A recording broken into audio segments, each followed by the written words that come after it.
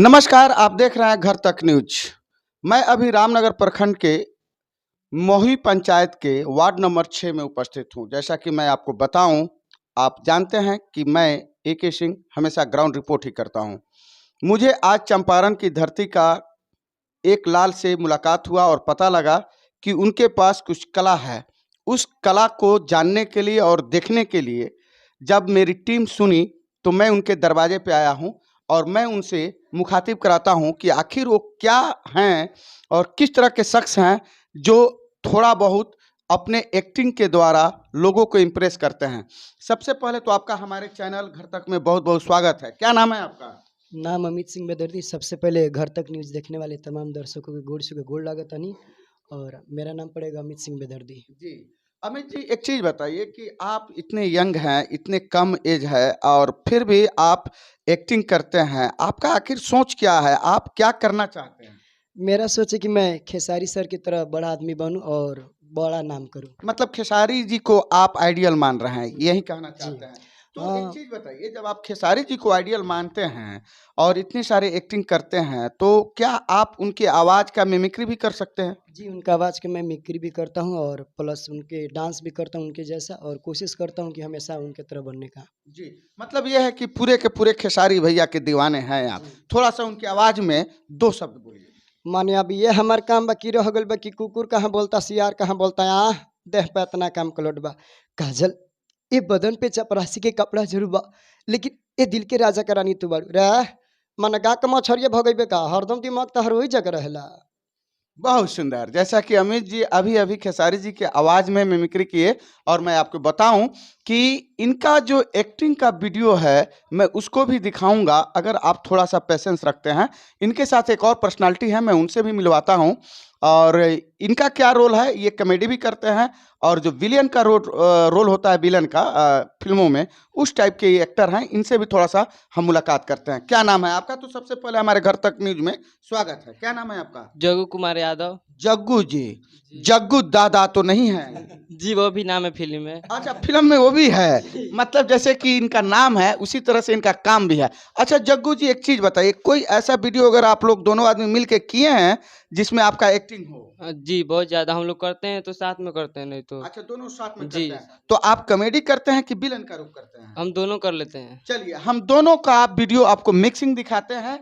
नमस्कार, जय हिंद। बने रहिए घर तक न्यूज़ के साथ। अगर हमारी सोच और ये खबरें अच्छा लगती है तो इन बच्चों को ज़रूर लाइक करें, शेयर करें, सब्सक्राइब करें। कारण क्या है कि ये चंपारण की धरती है, ऐतिहासिक धरती है और यहाँ से जो प्रतिभा निखर कर आगे आ रही है, उसमें आपका सहयोग चाहिए। नमस्कार, जय हिंद। अरे करिए बा बोल पार्टनर। आज लो जितना भैंस जाली सो सब नहा धोआ के सुहाग रात खाती जाली सुन तो आज हमरो भैंस नहा धोआ के जइहन आवा हो। तो चलो ना एकरो के नवा दो। अरे चुप, हमार भैंस आज नहा धोआ के सुहाग रात खाती तैयारी होके सेज पर अपना जइहन आवा हुए ने। अरे कहाँ जाइबू? बे नहैला जाइबू? चल है ना। अरे मन तोर जाल जरूरी बा। रुक 1 मिनट, लेग पीस पूरा दोनों पकड़ते रहे। आ चल मेरे भैंस आ जा। अरे करीबा है आओ बैठ। अरे बैठा ना, आज तारे के ले जाके सोफा सेट पर। अरे बैठ जा। बैठ जा, गुस्सा मत कर। नहवा बेकर के नहवा, नहा ले नहा ले। कहती और गहरा में जाए के। आओ करीबा। हे रे करीबा रे, एकरा पर पानी छिड़कता पीठ मलता कर। वाह त नीमन से छिड़क। अरे हमारे भैंसिया नहाला आज भर हम तो हमरे से लड़ा भाई। करीबा तने अच्छी खास माल बड़ी मेहनत करे वाला दिया। हां तुम जानो माल दिया कर नमस्कार के नहवा धोआ के हाय सूरज सजा के तारे गले चल पार्लेजी के बिस्कुट खियाए। पार्टनर, आजकल तो पार्ले-जी बिस्कुट कम मिलता हो। परिवार अपन काम कर ज्यादा विशेष ध्यान मत दे। पार्लेजी खाइए। अरे करिए तो कर चुपचाप जांग मल, बहुत मेहनत करे वाले भी भैंस मल नहीं मल।